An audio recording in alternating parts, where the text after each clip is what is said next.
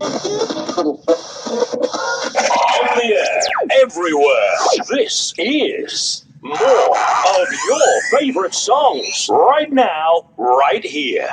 In the mix. In the mix. Hi, this is Britney Spears. What up, this Jay-Z. This is Jennifer Lopez. Hi, this is Jermaine Jackson, and you're listening to Grady Butler, honorary member of the Jackson family. It's Grady's 80s on all hits. K101. We have ignition. Strap in. You're about to listen to the hottest sounds. It's the hottest mixtape in the world, and you've got it.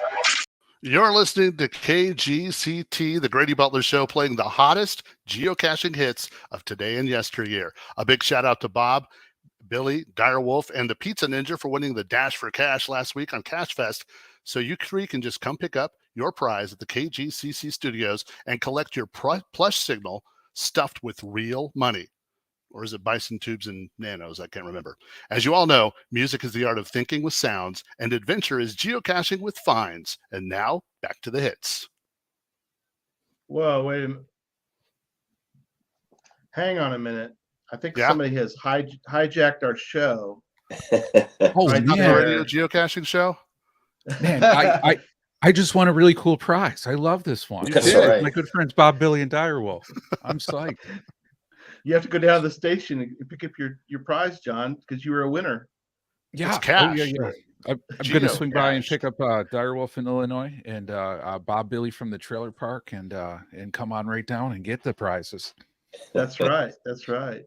All right. Well, that was our fun little opening, and we want to welcome Grady Butler. Grady, thank you for being with us tonight. You bet. This will be fun.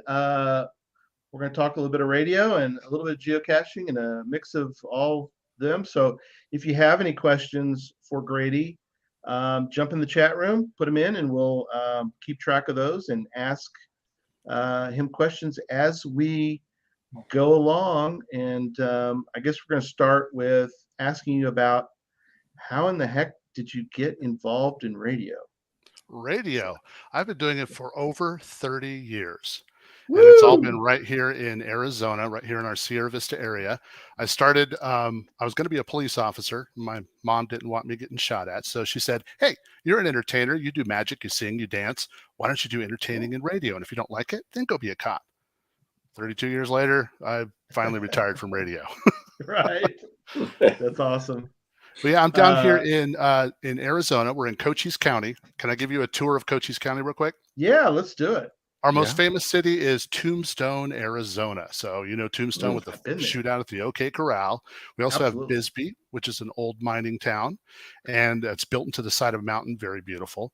We've got Fort Huachuca, which is the home of the Buffalo Soldier. And I'm in Sierra Vista, Arizona, which is the hummingbird capital of the United States. Wow.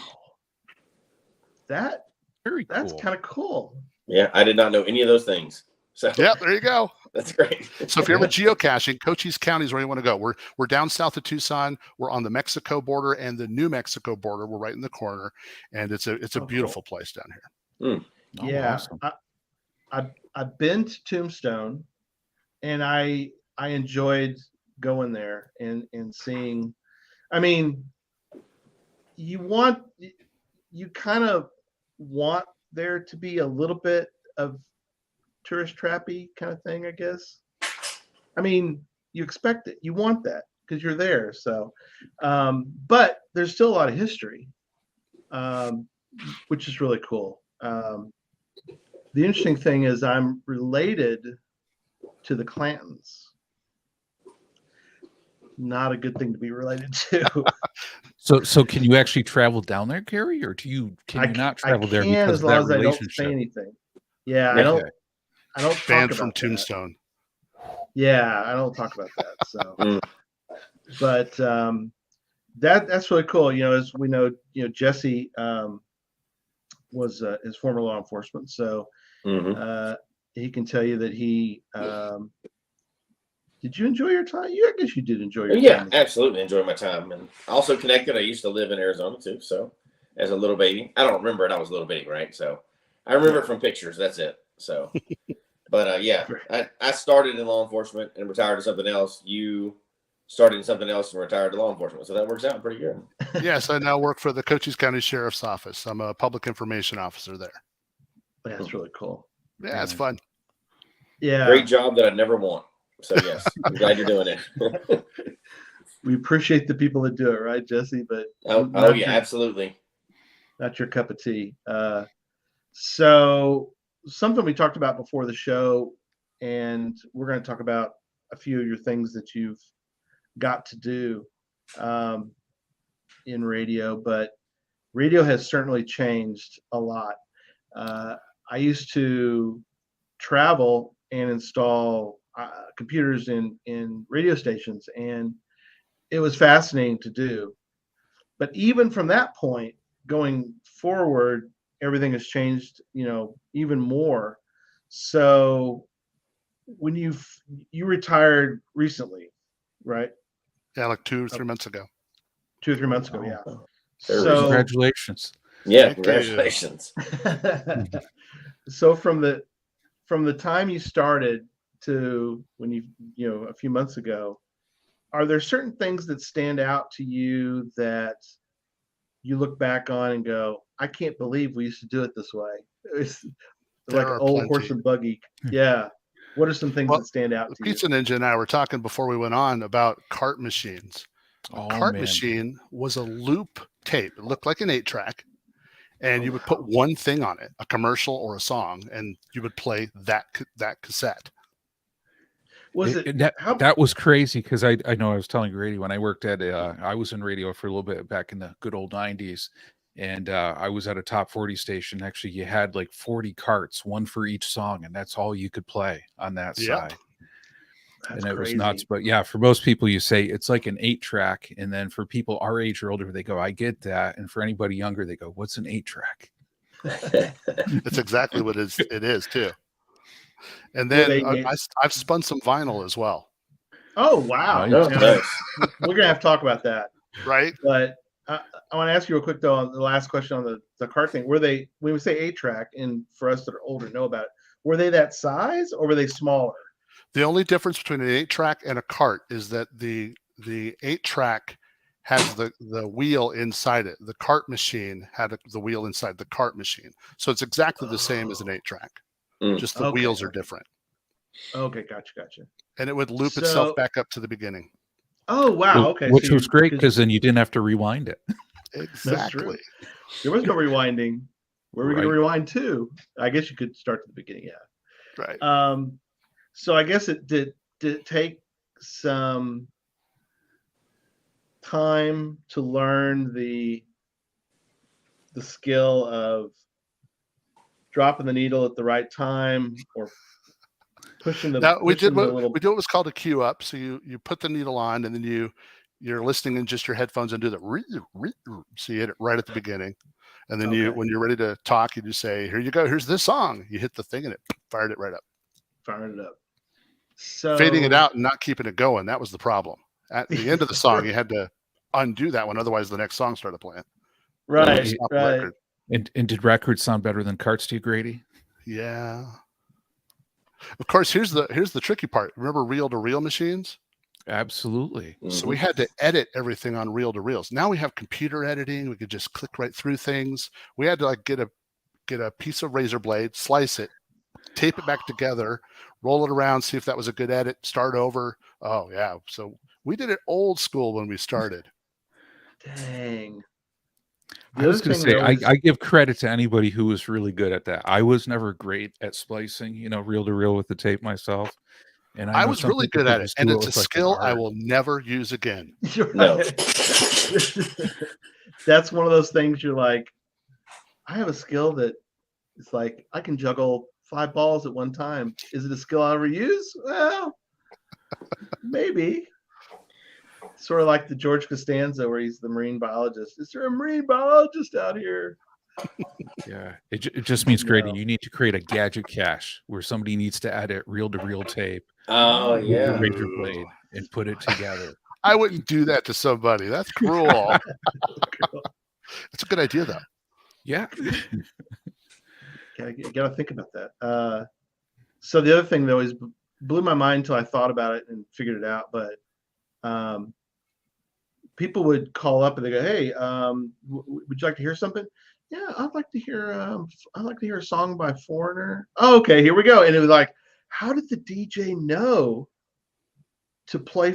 I mean, how did he have a song ready to go? Oh, you want behind the scenes stuff. You want like to look behind the curtain, huh? Of You want me to give course. away radio's trade secrets. Yeah, That's he's right. looking for like magician secret stuff right That's here. right. You know, I've got all that stuff. Okay, here's what happens. When you make a request, you're usually recorded. So they just take that recording, they go grab the Foreigner cart, and they put the cart in, and they go, then they push play on your recording, and they push play on the cart, and it sounded like you requested Foreigner, and there it is. That was the old way of doing it. Now they just start typing FOR, Foreigner shows up, click it, and it's just instant. So you're digitally recorded, and you can play the song with, even if they're live, they could go, yeah, here's Foreigner, and boom, there it is. Wow. That kind of takes the mystery out of it, though. There's no fun in it. You're asking for trade secrets, so. I did. No, I mean, I like what you told us, but like DJs now, it seems like they have it quite a bit easier. They really do. Everything's computerized. Everything's digital. When I started radio, you had to actively put up the next song, whether it was a CD, a record, or a cart. You're getting the next song ready while you're talking to this, while you're answering the phones. Now you sit in the room and you let the computer go by, and you just kind of sit there. There's no like immediate work to do. The show prep is what takes more than anything. And then doing the show, you just kind of go along with your prep and you're good to go. Yeah. So at what stage along the like evolution of music, I guess music media is what you call it, the carts that I've never heard of before we talked about it tonight, and vinyl and everything else, do you think this is the final product? Like, we're not going to advance past this? Or did you think that every single time? Sure. Well, it's CDs seem to be the end all be all to music, but as you know, CDs who has a CD anymore, or even a CD player? So it's all digital, and I think that's where it's going to land. Right. Yeah. But tell the truth. Did you think vinyl was the last, or carts were the last at the time? No, because here in my little corner of Arizona, we weren't like the high tech, we weren't Phoenix or Tucson. So we were always 5 years behind the technology anyway. So as we saw it coming, we're like, oh, that's what's next. We'll have that in 5 years. So you were getting to see the future even then. So that's right. That's right. Okay. That's awesome. Owen from KC says if he's got a Tornado log. Yeah, you got it. Yeah.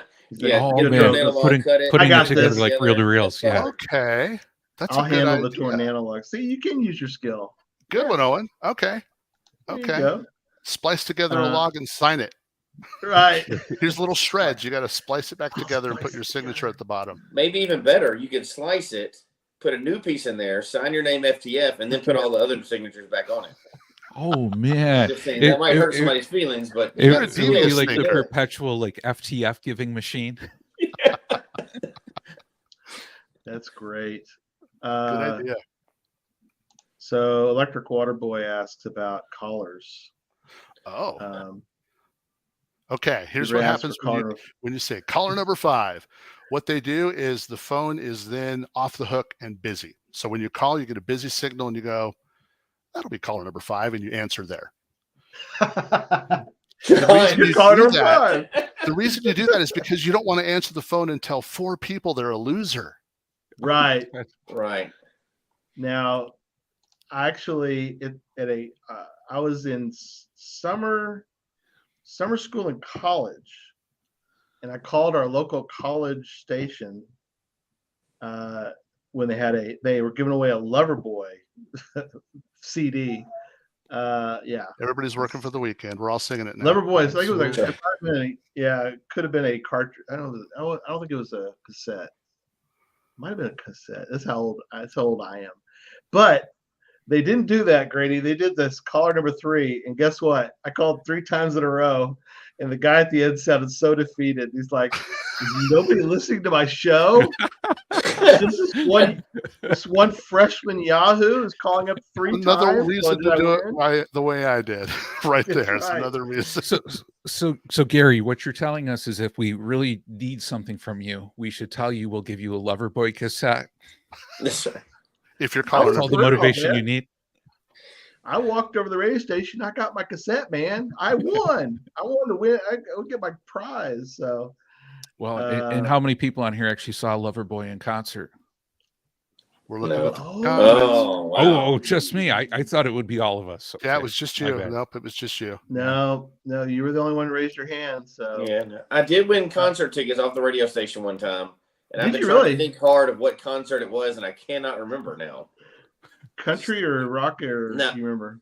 If I knew that, I'd know. It was so long ago, I don't remember. But I know I had to drive all the way down to the radio station to pick them up, and get them. I don't even know how I won it. I just called in and won it, but I cannot remember what. That's getting old, I guess. But whatever. What's kind of cool is whenever I go to concerts, I would be backstage or announcing the act coming on. So now when I go to a concert and I'm in the audience, I'm like, oh, is this what that's like? That's good. Chronically Tired Mom. Gosh, she keeps changing her name.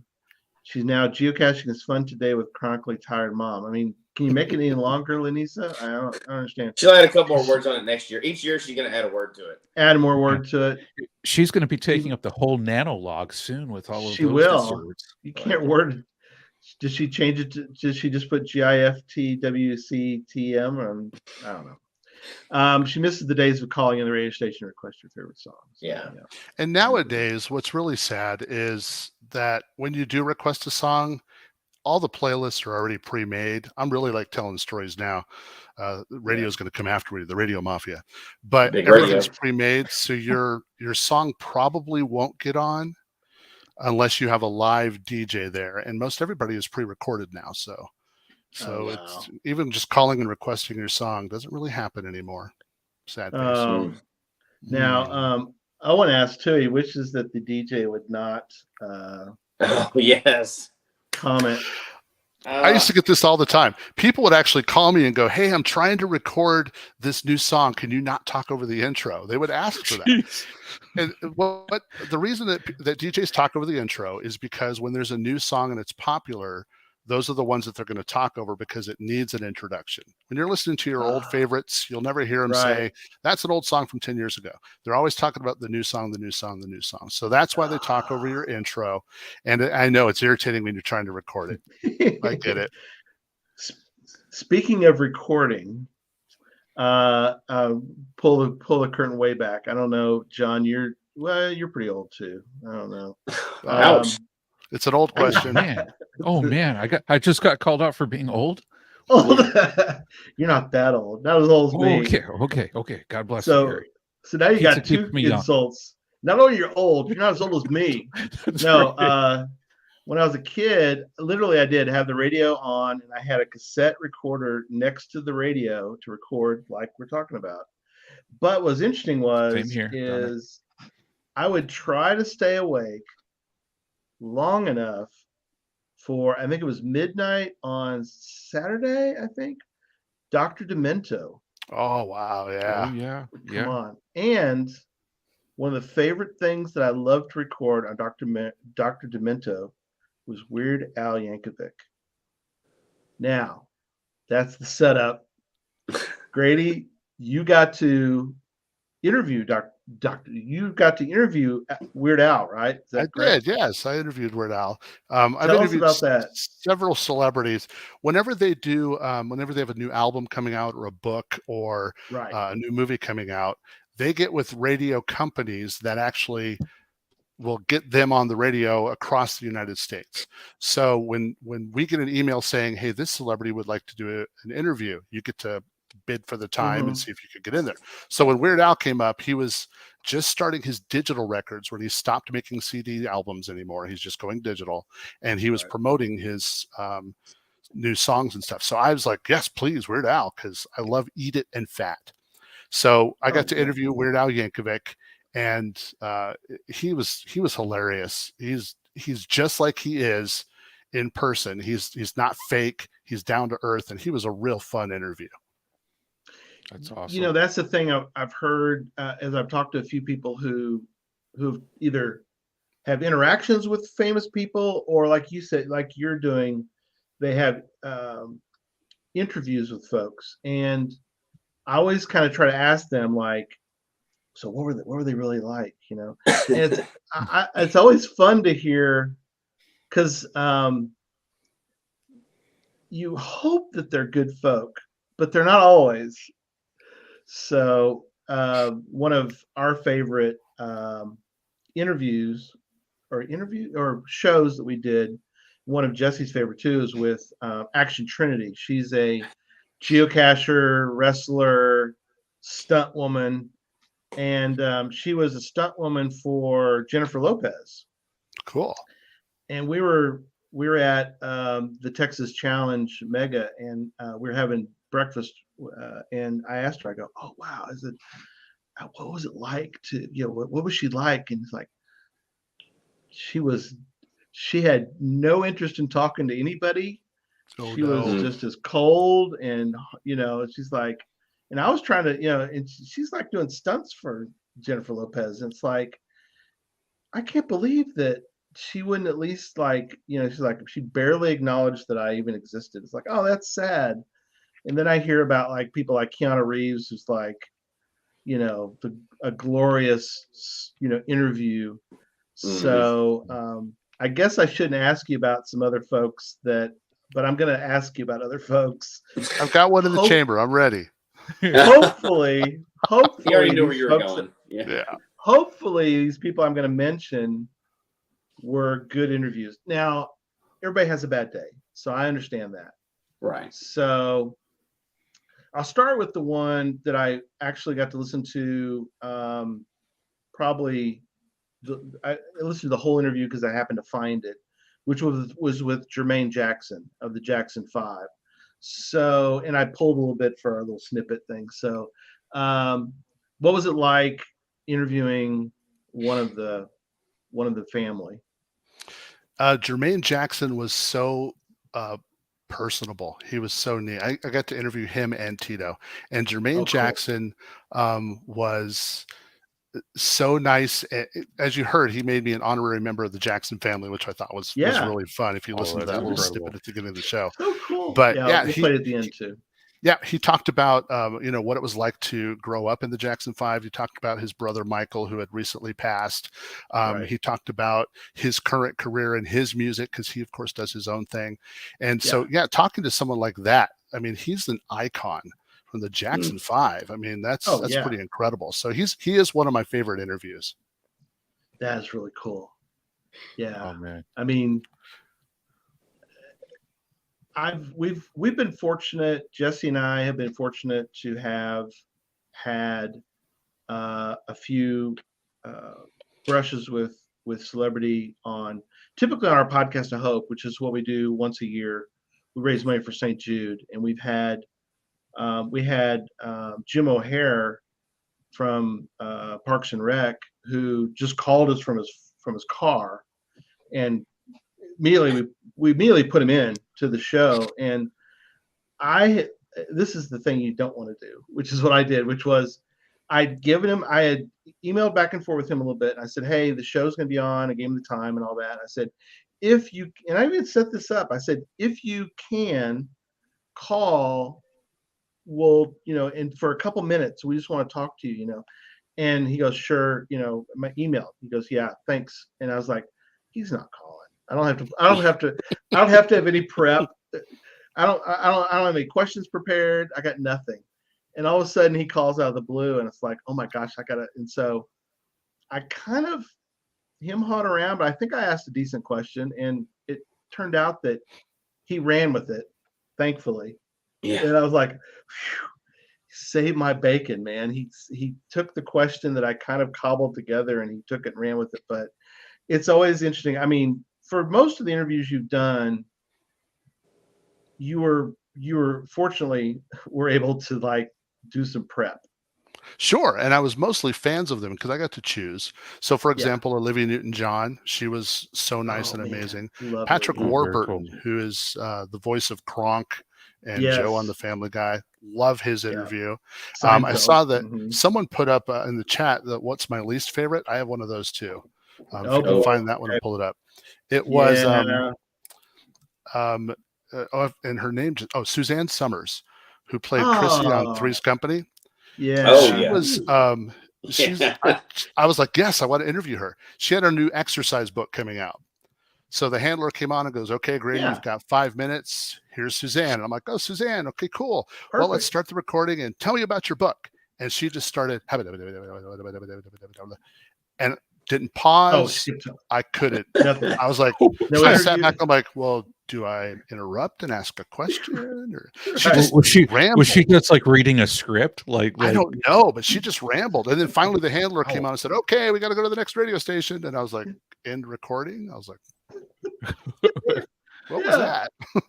So Suzanne Summers, I got to talk to her, but not ask her any questions. Yeah. But you got to interview, and I know we probably have others that are listening and are in the chat room, but I grew up a big Star Trek fan. Yes. I was a huge, every morning, or not every morning, every afternoon after school, yes. Live long and prosper, I would watch the original series. And I tell you, I must have watched, as a kid, I watched all of them over and over. I had a phaser. I had the shirt. I went to a Star Trek convention. I convinced my sister-in-law I had to dress. I'm sure she's like, great, I got to go to a Star Trek convention. But she was kind enough to drag the little boy down to the Star Trek convention and had a great time. So tell me about. We need to see these pictures, by the way, Gary. Yeah, they have to exist somewhere for sure.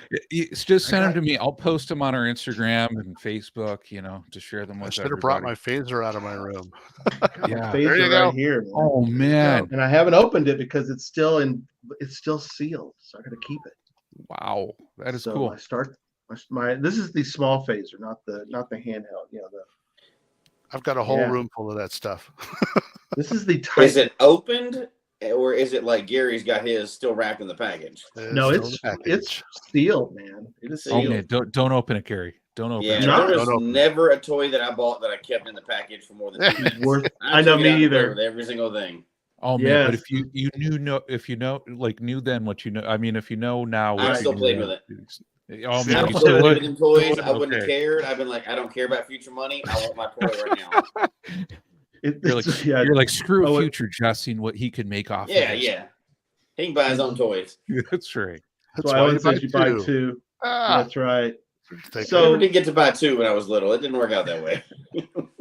So take a moment and tell all of us about any people from Star Trek that you got to interview. There's a lot. Okay, so we'll start with cool. Since Chronically Tired Mom had a crush on Captain Kirk, we'll start there. So William Shatner, he was in our area filming a movie. It's called Groom Lake. And he was looking for spots. So I went on the radio and I said, hey, I hear William Shatner's around. So everywhere he went looking for his movie locations, people were going, yeah, I heard Grady Butler talking about you on the radio. So he kept going, well, who's this Grady Butler? So he sent the producer down to find me. And I ended up being their casting person. Like, hey, if you want to be in the movie, they need 50 people in Bisbee. They need 10 people to dress like this and be over here. And so I'm in the movie in one of the scenes. I have a credit in the movie, and then I got to hang out with William Shatner for an entire week, and then went to the after party of Groom Lake. And so I got to hang out with William Shatner for an entire week. That's probably the most epic. So I started with the most epic. That is so. But on the phones, I've interviewed Jonathan Frakes, who played Commander Riker, George Takei, who played Sulu. Yep. I've interviewed so many of them. Scotty. Going next Montgomery Scott. Yep. And then of course I go to Star Trek conventions, so I have my picture with just about everybody in all the shows. So I've met that. That's more fanboy than it is, right? Yes, that is fanboy. Yeah. But the interviews are always fun. And since we mentioned Riker, let me tell you, I interviewed him twice, and he's my favorite. So when I interviewed him the first time, it went great. I didn't geek out on him. The second time I interviewed him, I fanboyed out, and it spiraled, and I've never listened to that interview again. Oh, no. It ended with him going, I've got to go. Yeah, I geeked out on that one. It was bad. Oh man. Oh my gosh. Yes. You never want to do that where you're like, do you remember the time that you were like on the bridge, and you said this. Yeah, that was cool. Robert Picardo, who played the Doctor on Voyager, he was a great interview too. Oh yeah, that would be a very cool one. Or Denise Crosby, I think that would be an interesting interview. I fanboyed her. I met her at a convention. I didn't. Did you? Her. Cool. All right. I always think about these that are like, yeah, K Blast, you're right. Will Wheaton has geocache, but he doesn't really geocache. I didn't know that. That's cool. Yeah. So if you had any, So, and Will showed up again recently. I saw him on something where he was like interacting with Shatner. He has his own YouTube show. Yeah. And he interviews them. Yeah. He interviews every week. He talks to like the new Star Trek people and Right. He does a role playing. Yeah. He does which I appreciate that he does the, periodically I'll get to watch those, the role playing. He's done a little audiobook narrative or reading as well. Oh, does he really? Wow. Yeah, he's done a few of those. Okay. Tom says one of the Texas reviewers cached with Will Wheaton. Yeah. That's cool. Yeah. I tried once to get him. So yeah, it's different than when you're at a radio station. The cool thing about, there's many cool things, but one of the cool things, like you were talking about, was that sort of they come to you because they're like, hey, I want to be on the radio because we're promoting. Producers call you up and go, hey, we want to have so and so on. Yeah. Famous. We have a famous star here. We want them on because, they got their angle. They want and you're like, sure, because it's promotion. Yeah. It works for both, because if word gets out that you're going to have so and so on the radio, then it's like, okay, well then they're jumping on that. So it's kind of like it works. I wouldn't say the opposite, but I'm like, and I know pulling back the curtain is all year long, I'm usually working on getting really good guests for our podcast of hope. And so I work as many angles as I can to get to people on. And, I tell them, like, hey, if you're promoting anything right now, we can promote it on the show and all that. So that's a good way to do it. Yeah. So we want to switch now, I guess, switch over to geocaching questions. But before we do, is there anything, chat room, is there anything you still would like to ask Grady about the world of radio? I do know one of the things that I always was interested in is like, and again, we're going to switch over and talk about some geocaching things too. But one of the things on the sports station is they do a lot of drops. So, or they call them drops, but they're like little snippets of audio. And I'm always like, how in the world do they, I mean, nowadays it's all computerized, I'm sure, obviously. But the board op is always like, or seems to be almost like he's reading, he's like reading the mind of, or he's got to have, is there like a board with like, because he's special always effects? Is that what you're talking about? Yeah, it's almost like special effects, but they're like Jerry Jones saying actually, or whatever whatever it is. Yeah. And so as the sports guys are talking, he'll drop in these little drops. And so I'm thinking, how does he know? Does he have to type in like the first few seconds of it? And then that's one way. Another way they do it is with something called sectones. So if they're looking for a specific thing, like if they're ready to fire a commercial, not every radio station is waiting for that button to be pushed at the same time. They send a sectone, which lets all the radio stations know it's time for commercials. So that's where commercials or liners or IDs would go. Now, as far as the producer of the show, when you're talking sports, there's a guy that's sitting there that his whole job is to find the next thing. So if they start talking about the Arizona Diamondbacks home runs in 1998, then this guy's looking for it, and he pulls up the sounds for it. So a producer would do that. Right. Producer or the board op? Producer. Could be either. Yeah, and depending on how big the operation is. For something like the Arizona Diamondbacks, they probably have both. Okay. Yeah, because there'll be times when I'm listening and they'll be like, because they do a section, it's sort of sports plus, it's sports and then some. So they do like a section about music. And so if they're talking about, whatever, and they'll actually ask like, oh, pull up a Meatloaf song, play a Meatloaf song. And it's like the board op doesn't know this is coming, so he's got to sort of scramble. Or he does. And obviously, this could all be pre-planned too. Yeah. Yeah. Make it sound like it's off the cuff. Yeah. Wait, you're saying that some of this might not be real? Is that what you're telling me? A lot of it. Yeah, a lot of it.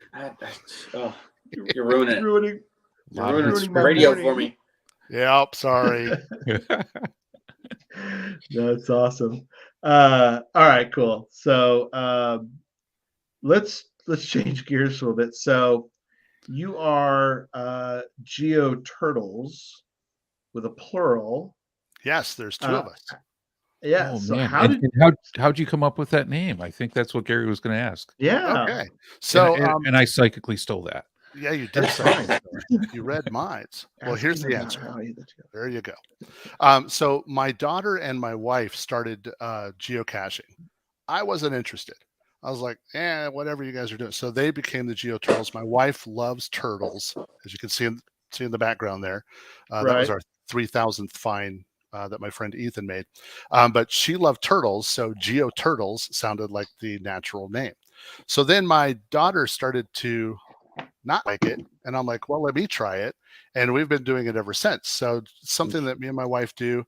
The kids have all moved out, so it's something we can go do together, and we can go to turtle. Here's we can go on Jamaican turtle, and I've got a little turtle too. So I'm a big turtle fan too. We're the land turtles. We're not the sea turtles. Right. There's a difference. So being in Arizona, it would be a tortoise, actually. That's right. Yeah. So that's how the name came, was GeoTurtles. My wife loves turtles, and so she named us, and I love it. It's a perfect name for us. That's really cool.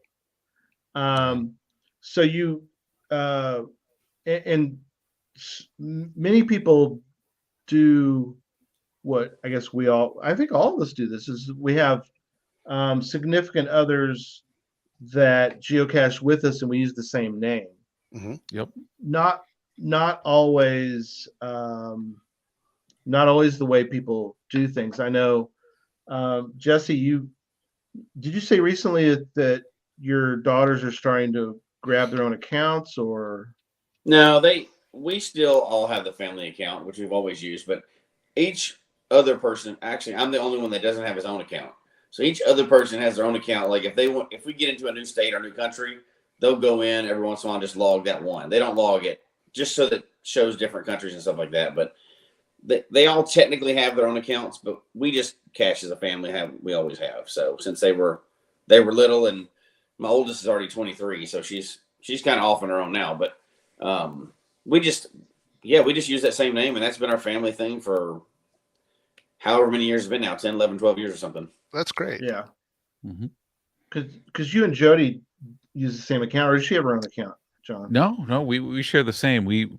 She's talked about maybe creating a second account, but she just goes, man, if I create a second account, how many hundreds or thousands of geocaches would she then have to like relog to catch up? So she's thought of like a million awesome names, of which I will not say, because if I do, I'm sure somebody will steal one of those, and just in case Jody wants to do it. But yeah, we long story short, we use the same name for now. Yeah. So the Pizza Ninja conceals our numbers. Slices. Different slices. That's right. Yeah. Exactly. Different slices of pizza. Lynette mentioned, she says we cache on one account. He drives and I navigate. Yep. It's a great teamwork. Yeah. You navigate. Different people have mentioned. And Direwolf, okay, you're late on your question, Direwolf, and you were a winner earlier, so I don't. But he did ask this. He wanted to go. I'm gonna go back a minute, Grady. So Dave Pratt. I don't know him personally, but I'm very aware of Dave Pratt. So yeah, okay, that's cool. So he used to listen. He's big here.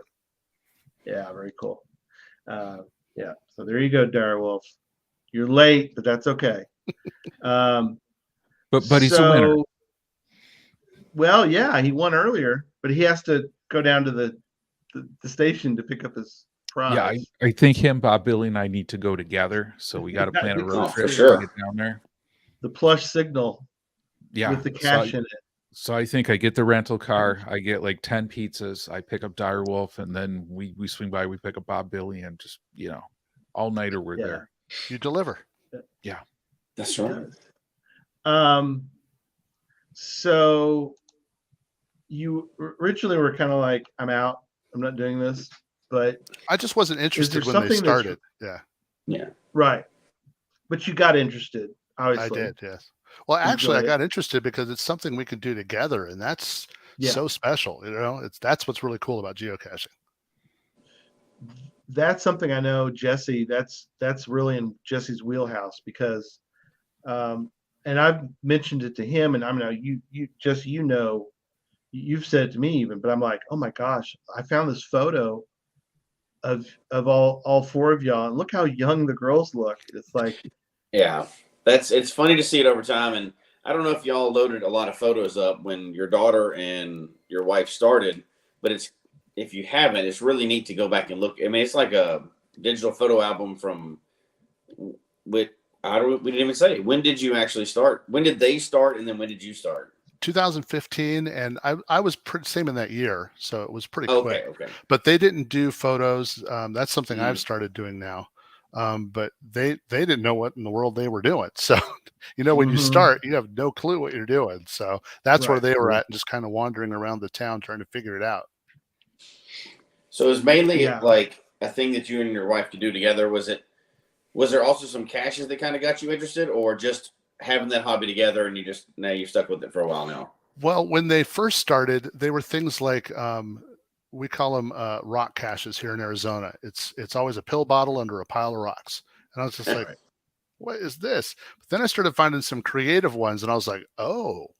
Then I wanted to make creative ones. And then, so, it just kind of snowballed from there. Once you find the creative one that really gets your love of geocache going, that's when you kind of go, oh, I get this.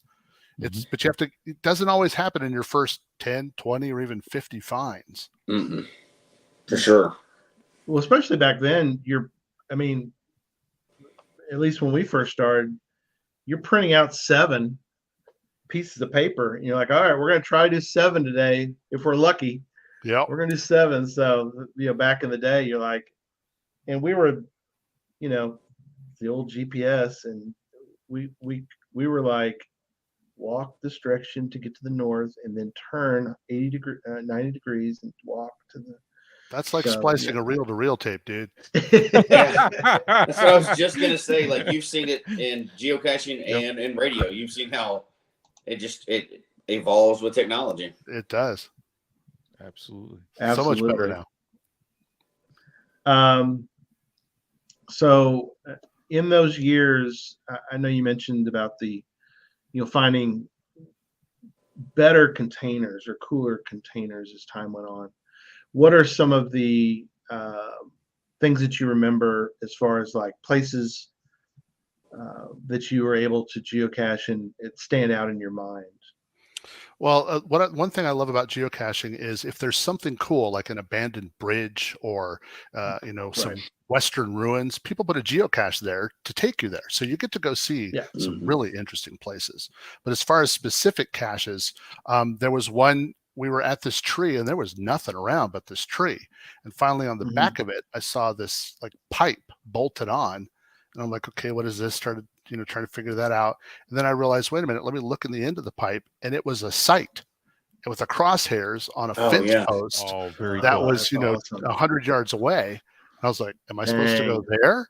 So I walk over to there, and that's where the geocache was. I was like, okay, that's cool. That's cool. Yeah. So that kind of stuff is what I think when you're not only ingenious with the the geocache itself, but the placement or how to find it. That's what makes geocaching so amazing. Yeah. No, I agree. Yeah. Well, especially in those early ones where something like that is like mind blowing, where you're just oh my God, that is so cool.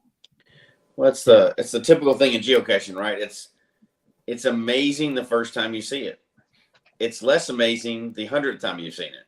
But you still think like there was a first time you saw a fake bolt or a fake piece of chewing gum, that the sight-in thing or whatever, and you're like, how do you come up with this stuff? Like the person that came up with that one, if they didn't copy it from somebody else, like what made them think of that? And you can really appreciate that early on years or even now, right? Coming up with something brand new now, 20-something years later, I still find that impressive. Yeah, it is impressive. And people are creative. Oh, yeah. Yeah, we talk about a lot of times on the show about either unique, or both unique containers or unique locations, like you said. Sometimes the non-unique container gets a pass because of where we went. Oh yeah. So you'd like them to be both, but it doesn't always work that way. Sometimes it's the location. Yeah. Arizona Faye's asking about what your favorite find. So it's kind of. Do you have an all-time favorite find? This is the hardest question we always ask everybody. I do, and it's but I don't want to give it away. So no GC codes. How's that? Okay. Yeah. I'll tell you, it was in Phoenix. In Phoenix, they have this big waterway that goes through Phoenix. It's just like an aqueduct. It's just this big waterway. And so around it are parks and, places where you can ride your bike and run and walk or whatever. Well, we were near one of those, and the geocache had us going into this bushel of trees, and in there is a pipe just sticking out of the ground, probably about 5 feet tall. Okay. And then just behind it is a bucket and a little container. So I pull out the bucket, and it's got a big long rope on it, but it's got a hole in it. So I'm like, what in the world is this? Then I pull out the little container, and there's 2 corks in it. So I'm like, oh, stick a cork in the bucket, go to the waterway, scoop up some water, pour it in the pipe, and the water goes rushing out the bottom of the pipe. Second cork. Do it again. Thing floats to the top. I grab it and sign it. I was like, that was amazing. That is my favorite geocache of all time. That's awesome. That's a good one. And just so simple, but so creative at the same time. Yes. Thanks, Arizona Faye. Yeah. Are there certain ones that you tend? Oh. We lose you? I was going to say, Gary, are you there? Did Gary freeze on us? I'm here. I think he did. Either that or he's holding really, really still.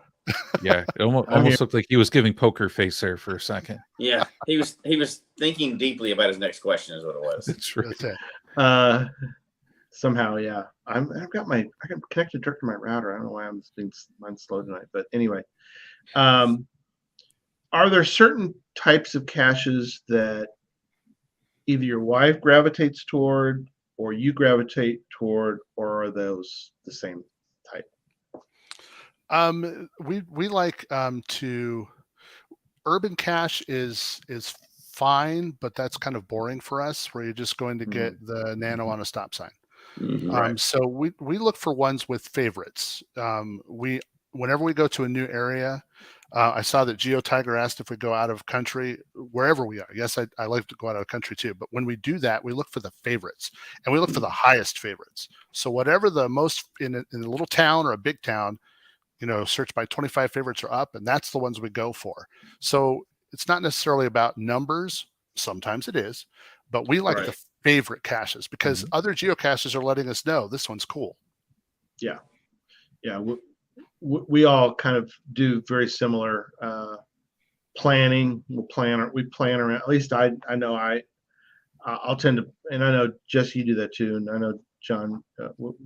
You're like, if you're going to a new spot, you're like, okay, well, what are the favorite ones, and I'll work from that.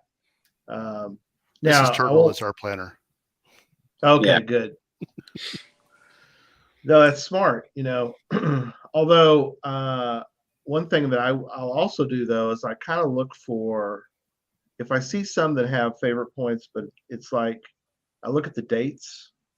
So like if it's a brand new cache and it's already got 5 favorite points, like whoa, wait a minute, it's only been out a month. It's got point. 5 favorite points. Yeah, that's a good way to look at it too. Is there something going? Is there something going on here that I need to be aware of? So that's really cool. That's a good way to look for them too. We've been exploring our new state. We've been here about a year, and we go to a new town or a new county. That first thing we do is sort everything by favorite points, and especially in the ones that are away from town. If it's a smaller town, if you're going to a little small town you don't even know the name of, and it has one in town that's got like 87 favorite points, you're like, obviously I'm going to stop here. There's no way I'm not stopping to see what's. It's only got like 12 caches in the town, and one of them's got 87. You're like, okay, we got to see what's going on, and you find the neatest things that you would never ever find. You just can't. There's nowhere to give you all the neat places around, and that's how you find those random neat places all the time like that. The favorite one I've ever placed, we just put out 2 months ago, and it's a library cache where you go to the first point. Cool. It's a multi-cache. You go to the first point, and it gives you the Dewey Decimal number of a book in the library. And we, in conjunction with the Sierra Vista Library, it's Doctor Who themed. So it's got time travel themed. It's a book that hasn't been written yet. And when you go find this book, it's actually got my picture on the back saying I wrote it, but it's blank. Nice. So to send a message to the doctor, you got to sign the log, and that gives you. He'll let you know that he's got his signal by giving you a smiley on your map. That's the favorite one I've ever placed. Yeah. If I could give a favorite point without finding a cache, I would already give a favorite point right now. Thanks, guys. Yeah, that's my favorite. That's awesome. You mentioned earlier that you like hiding caches. Have you ever hidden one that was radio themed, or do you plan on doing that? I've got one right out front of the radio station, but that one's Star Wars themed. It's called the Kessel Run that my friend Ethan actually made a gadget cache for me, and we put that right up there. But no, I haven't made a radio. I need to do something there, don't I? I've heard of some out there like that too. There's one, I can't remember where, but he has like just an FM transmitter or AM transmitter in front of his house, and it's like a radio message, and you pull into the neighborhood, turn to AM whatever 1810 or something, and it'll give you the clue to the next stage. I don't know where that was. I've heard about it before. I think Motorima has one like that. I think. But so there is multi-cache. plenty of radio themed caches out there. Yeah. That's cool. I like that. K-Blast is in our chat room. I thought he had one. I know there's one up by your brother, I think too, Jesse, up in Ohio. Yeah, there's one similar up there. There's a little bit different than that, but yeah. Yeah.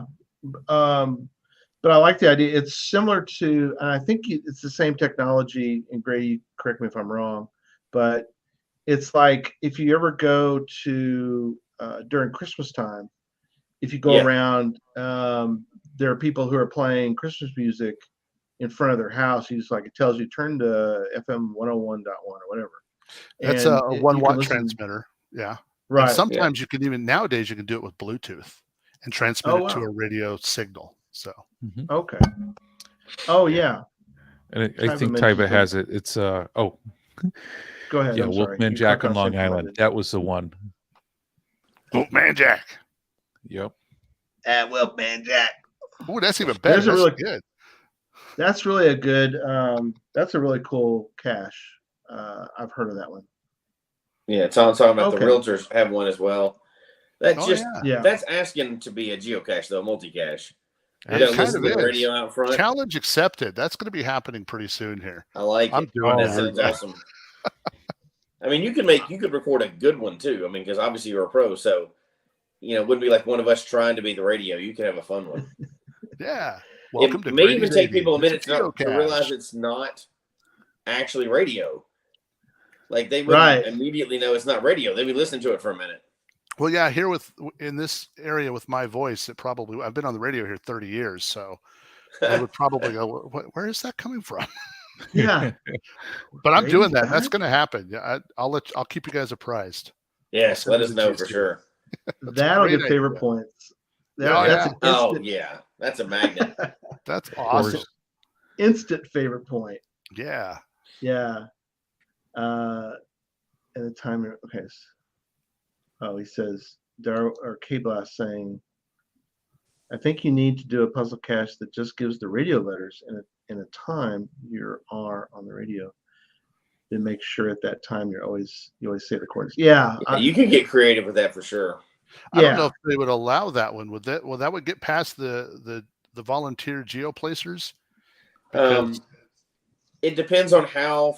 So it has to be open to the general public, right? And reasonably able to be obtained. So if you had like 1 hour, they're not going to let that pass. But if it was like 8 hours a day that it's playing, they would let that through, because just like a park is open 8 hours a day or something. So you couldn't do like the radio hour at midnight every night. They're not. Yeah, that's not passing. Here's the coordinates for a geocache in Sierra Vista. Just play it and let that play for ever. And now, that's another great idea. I'm gonna have to do now. Yeah, you have a whole series. I mean, you can do 2 or 3 different ones that start at your house because it's virtual stages. So there's nothing to overlap. That's true. Stage 1, virtual. Yep. I did one where they. Yeah, I had one similar, or not similar to that, but it was.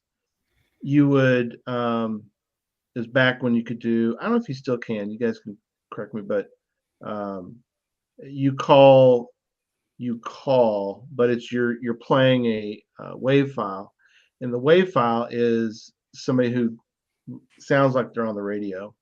And they're telling, basically, it's a puzzle. Tom did it when he was up this way, but I talk about so-and-so's cows. These 7 cows were, the UFOs came and got these 7 cows, and 7's part of that you need. You need those numbers, and I tell you in a certain order, and then I give like high school football scores, and the high school football scores are in order of, so you're like, oh, I need a 3, and then so it's like, if you just listen to it, the letters in order, but they're sort of mished into the text. Are you saying, Gary, doing like a Google Voice type of thing, like where they just call a number and then they get it? Yeah. And is that Google Voice cache, a puzzle cache? What would that be? You could do Google Voice. I did one that was a puzzle cache myself. Okay, yeah, mine was a puzzle too. Yeah, you could do it as, it could even be part of a multi. It could be, because you can have stages and you can have information. Yeah, you could do it as 2 or 3 different types. Yeah, you could do it as a cool multi, especially if you put up a sign or a poster somewhere with the phone number, and somebody had to go to the site and then call. I mean, that would be a pretty cool multi. Oh yeah, that would be cool. There's lots of possibilities there. Oh, cool. Yeah. So they don't care if you're transmitting 200 feet. Pirate radio, but you're not, like you said, the ones you get, I think you were mentioning, Grady, is the ones you get in at Lowe's that has the little transmitter that you're going to do Christmas music, whatever. Those are like you said, 1 watt. Nobody cares about those. Yeah. Very cool. Well, we're starting to get toward the end. So if you have any more questions, chat room, please get those questions in shortly. Hey, I want to throw something in about drop caches. I once went to a geocache and it had high favorites, and when I got there, it was a pill bottle. Okay. And so I was like, well, why did it break? Is someone just replaced it? And this pill bottle had 100 signatures on it. So I started looking around for an additional geocache, and it was below a billboard sign, and there was power boxes and stuff, but there was a little octagon thing that when you turned it, it opened up this octagon, and a geocache was inside, and it was still there. Oh wow! But because this pill bottle was there, people missed out on that geocache. Oh no! Dang. So just because you can't find it, don't do a throwdown or a drop cache, and because you're going to rob everybody else. If you can't find it, move along, DNF it, whatever. If it's broken or something, sure, help fix it. But if you just can't find it, don't put a drop cache. That's PSA for the day. That's a good PSA. Now, it's good PSA. I usually take 2 containers and throw 2 down. I figure that's extra nice if we do that. Well, you're getting better, Jesse. Didn't you used to have like a duffel bag that you would just drop like 20 of them right out there, fling them out. Let somebody else figure it out. Wasn't that your multi-cache where people had to find those in order? Yeah. Like Grady's advocating for no throwdowns. I'm going to advocate for mini throwdowns. Throw them in every cache now. If you didn't sign the right one, that's your fault. Shame on you. Not do that. Right. Don't do that. I've been there though, where I've signed a throwdown. I didn't know it was a throwdown. And somebody was like, that was the coolest cache. And I go, what do you mean, that pill bottle on the guardrail? And they go, no, you found the throwdown. You need to go back there and find the real one. You know, it would be funny too. I think you could do it, but have a nice cache, a cool cache that's hidden. Intentionally put a pill bottle down on the ground. And in the first line, instead of FTF, write throwdown. And just see how many people would fall for that and just keep signing. Right. That's one either that or a decoy or a multi. Where do not sign this. It says it in small letters. Yeah. Look 10 feet up, you know? Yes. But they're holding the container that they need to sign. Yeah, although you just asked them to look 10 feet up, doesn't mean that you're supposed to look. I mean, there's nothing up there. And that's the thing. I mean, when was the last time you guys found a decoy cache? I think most interesting decoy cache I ever found was a night cache where we're like going out really far in the woods, right off the path, see like a whole bunch of reflectors, and we're like, oh my God, after searching for this for like an hour, you know, we found it. And sure enough, we go there and there's a pill bottle you open up that says decoy. This is not the real cache. I had one of those before, and I got the most hate mail from that of any cache I've ever owned. I had one of the reflector ones that took us through this big long path, but it brought us all the way back to the beginning, and that's where the geocache was. Yeah, just walked in a circle for no reason. Okay, right. That's funny. That was a good one. I was amused. Yeah, I was amused. Man. Oh gosh. Well, we got a PSA. We got some radio nostalgia. That's pretty good. We did. Yeah, I'm impressed. We don't usually get a PSA. We should make everybody do that at the end of the show. Yeah. What's your announcement? You got to do a shout out to somebody. Do your announcement tonight, your PSA tonight. Right. We'll start doing that. Everybody's got to do a PSA. Every guest. Don't tell anybody ahead of time. Just right on the spot. Bam. Right. On the spot. That's rough. Yeah. Don't sign all the way across the nano. Sign only one square. That's my PSA. How about when you leave a log, put more than TFTC? Yes. There you go. Now you're talking. Yep. All right. So let's go around the room, and I'll let Grady finish. I'll start, and then one of you two dudes, other hosts, whatever your names are, I'll let you go next. But man, it's been so great to have you on.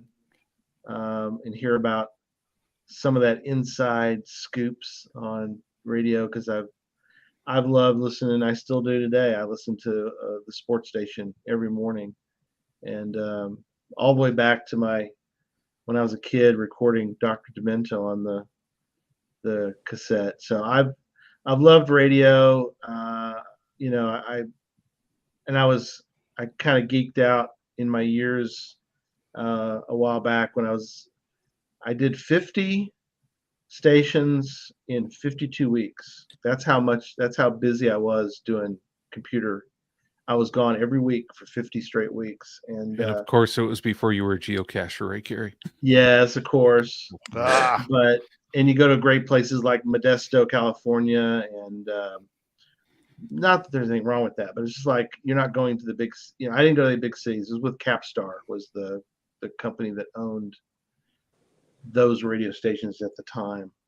But I loved it, and once in a while I got to geek out with some of the people there. But again, Grady, thank you so much for coming on and telling us some cool stories, and I'm glad it all worked out. So over to you two guys.